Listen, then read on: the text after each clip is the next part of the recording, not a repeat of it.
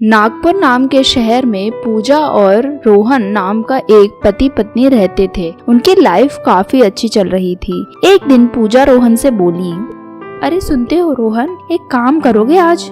हाँ बोलो, क्या काम है? आज ऑफिस से थोड़ा जल्दी आ जाना, बस रोज की तरह देर से मत आना प्लीज। क्यों, कुछ काम है क्या? बस यूं ही जल्दी आने के लिए बोल रही हो?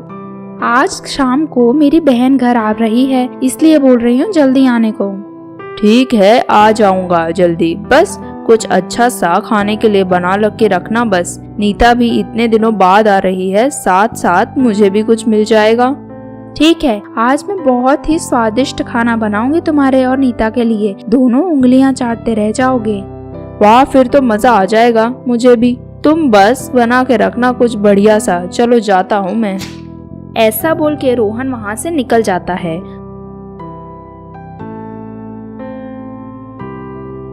और ऐसे ही शाम हो जाती है और शाम को जब वो घर आता है तो वो देखता है कि नीता भी आ चुकी है। नीता उसे देख के बोलती है, अरे जीजू, आज तो आप जल्दी आ गए ऑफिस से और काफी हैंडसम भी लग रहे हो। अच्छा, आते ही मजाक शुरू कर दिया। अभी तो ऑफिस से आया हूँ तो हैंडसम कहाँ से, रास्ते में धूल मिट्टी लग गई है। जरा हाथ मुंह धो लेने दो, फिर खाना भी खाते हैं साथ में। बहुत जल्दी है आपको दीदी के पास जाने के, खाना खाने की। थोड़ा मेरे साथ बैठ के बातें भी कर लो। दीदी तो खाना बना रही हैं, तो कुछ देर मुझसे ही बातें कर लेना। हाँ हाँ नीता, बोलो क्या बात करनी है तुम्हें? मैं तो वैसे ही तुमसे बात करने वाला था, अब तुम ही बोल रही हो, तो बोलो क्या काम है? जीजू, मैं तो आज दिन में ही आ गई थी। तब से घर में ही बोर हो रही हूँ। दीदी के घरेलू बातें सुन सुन के मैं तो थक गई। आप आ गए, अब मुझे बहुत खुशी हुई। आपसे आज बहुत सारी बातें करूँगी। हाँ हाँ नीता, जरूर करेंगे। तुम्हारे लिए तुम्हारी दीदी ने कमरे भी सजा के रखे हैं। तुम जाओ वहाँ पर, मुझे थोड़ा सा काम करना है, ठीक है? हाँ जीजू, भगाओ ही मुझे आप तो। मैं अच्छी कहाँ लगती हूँ आपको तो बस दीदी के साथ बैठ के रोज रोज दाल खाने की आदत पड़ गई है। तो खाओ घर की दाल, आपकी जैसी मर्जी, इसमें मैं क्या कर सकती हूँ। नीता की बातें सुन के रोहन थोड़ा सोच में पड़ जाता है और वहाँ से मुस्कुराते हुए निकल जाता है। अब खाना खाने के बाद नीता और रोहन छत पर जाते हैं। वहाँ नीता बहुत ही छोटी नाइटी पहन के आती है। जीजू, आपने तो आने में बहुत देर लगा दी। इतना टाइम लगा के आपको दीदी को सुलाने में लग गया क्या इतना टाइम? हाँ नीता, तुम्हारी दीदी सो ही नहीं रही थी तो मैं भी क्या करता। आखिरकार अब सो गई तो मैं आ गया। क्या जीजू, आप तो मेरे बारे में कुछ बोल ही नहीं रहे। इस ड्रेस में कैसी लग रही हूँ? आप तो कुछ भी नहीं बता रहे हो। कहिए ना, खूबसूरत लग रही हूँ कि नहीं? नीता, तुम एकदम खूबसूरत लग रही हो। आज जितनी सुंदर तो तुम कभी नहीं लगी थी। वैसे मुझे एक बात बताओ, तुमने ऐसा क्यों बोला था कि रोज रोज मैं दाल खा रहा हूँ? जीजू, अब आप भी ना ज्यादा भोले मत बनो। आप सब कुछ समझ रहे हो। मेरे बोलने का क्या मतलब था? नहीं नीता, मैं समझ ही तो नहीं पा रहा कि तुम ऐसा क्यों बोल रही हो अचानक से। मैं ऐसे इसलिए बोल रही हूँ, अगर आप रोज रोज पनीर खा सकते हो तो दाल खाने की क्या जरूरत है आपको? आप समझ रहे हो ना मैं क्या बोल रही हूँ? चलो हम दोनों मेरे रूम में चलते हैं। ऐसा बोल के नीता रोहन को अपने साथ उसके कमरे में ले जाती है और ऐसे ही कुछ दिनों तक चलता रहता है। अब रोहन पूजा को बिल्कुल भी टाइम नहीं देता, हमेशा नीता के साथ बिजी रहता। एक दिन ऐसे ही नीता और पूजा घर में होते हैं, तभी रोहन ऑफिस से आता है और नीता के लिए गिफ्ट लाता है और पूजा के लिए कुछ नहीं लाता। ये नीता तुम्हारे लिए गिफ्ट है। तुम इतने दिन से यहाँ आई हो, सोचा तुम्हारे लिए कुछ लेता चलूं। थैंक यू जीजू, पर आप एक गिफ्ट लाए जबकि घर में तो पूजा दीदी भी हैं, तो उनका गिफ्ट कहाँ है?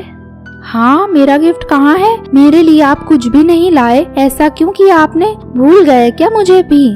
नहीं नहीं, भूला नहीं हूँ मैं तो, बस नीता मेहमान है इसलिए उसके लिए गिफ्ट लाया हूँ। और तुम्हारे लिए तो मैं कितने गिफ्ट लाता रहता हूँ, भूल जाती हो तुम भी। कहाँ लाते हो तुम मेरे लिए गिफ्ट? कितना टाइम से तो कुछ लाए ही नहीं हो। ये तो अच्छी बात बिल्कुल भी नहीं है। दीदी आप मुझसे जल रही हो, क्या मैं आपकी छोटी बहन हूँ, फिर भी आप मुझसे जल रही हो। पूजा की ऐसी बातें सुन के रोहन और नीता घबरा गए और आज उन दोनों ने बिना कुछ बोले खाना खा के रोहन पूजा को सुला के नीता के रूम में आके परेशान होके बोला,